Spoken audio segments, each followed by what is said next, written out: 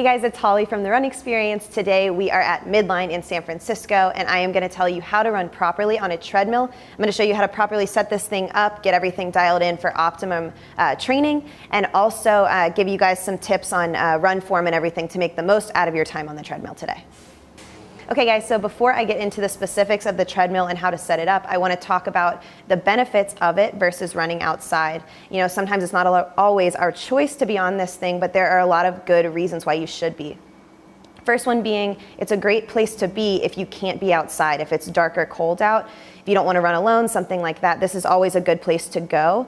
The other thing is lower impact. So as far as if you're always running on pavement, this is definitely going to be a little safer on the body. It's going to beat you up a little bit less, and it's just a lot more controlled. So if you're not feeling great, you can slow that speed down, you know, drop that gradient, whatever it is.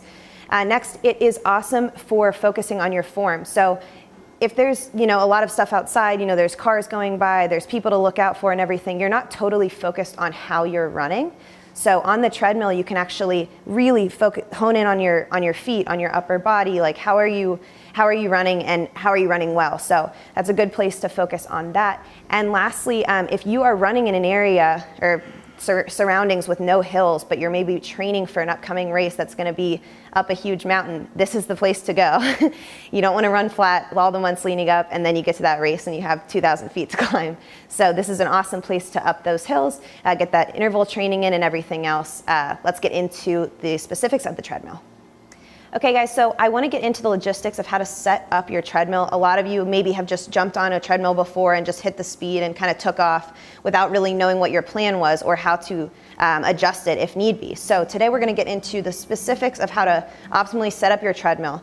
We're going to talk about speed, we're going to talk about incline, we're going to talk about emergency stopping, and then everything else in between. So that first part, the speed, I'm going to show you guys. There's two different ways to speed it up here.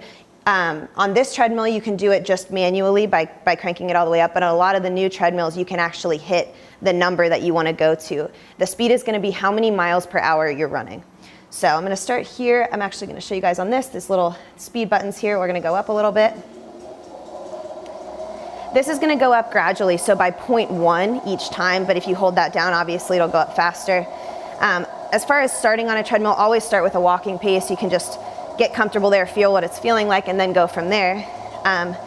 Obviously up and down can be messed with here as well as on the handrail a lot of times, and that one's a good one for if you're already in the middle of a run, maybe you're running a little bit faster. For incline, same thing, so up and down the same way, although this time we're talking about percent of gradient. So between 5 and 8% is something that's moderate to start with if you're just dabbling and running on a hill on the treadmill. Beyond that, obviously, it's up to what you're training for. Again, I can go up here. For the purposes of today, I'm going to show you guys at 4% incline right here. And it'll just kind of, you hear the treadmill coming up a little bit to create that hill for me. You'll start feeling a little bit more resistance as well. Next thing is the emergency off button. I maybe should have even started with that. All treadmills have this. It's usually just a magnet hooked up to this treadmill here with a string which you can clip in some way to you, or you can just hang on to it. It's whatever you want. I'm going to show you what that looks like. Basically, when you pull the thing off, it immediately stops the treadmill. So I'll take this up to a speed that I would probably want to escape from at some point.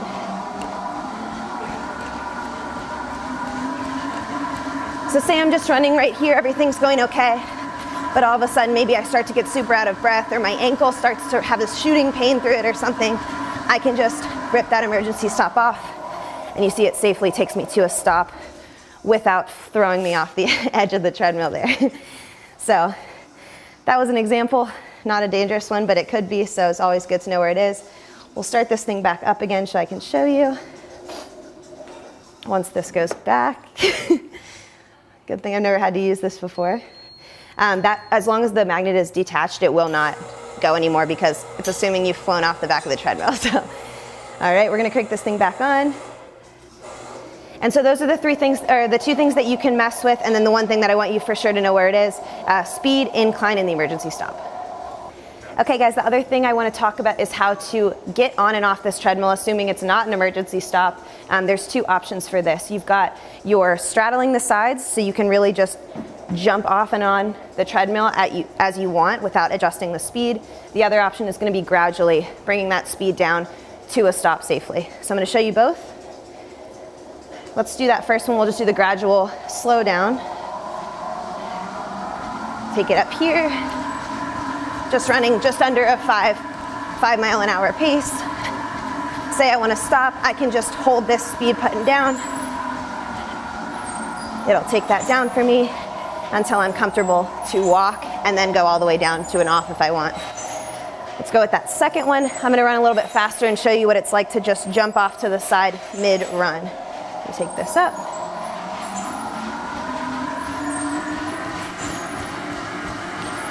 Good, so I'm running here.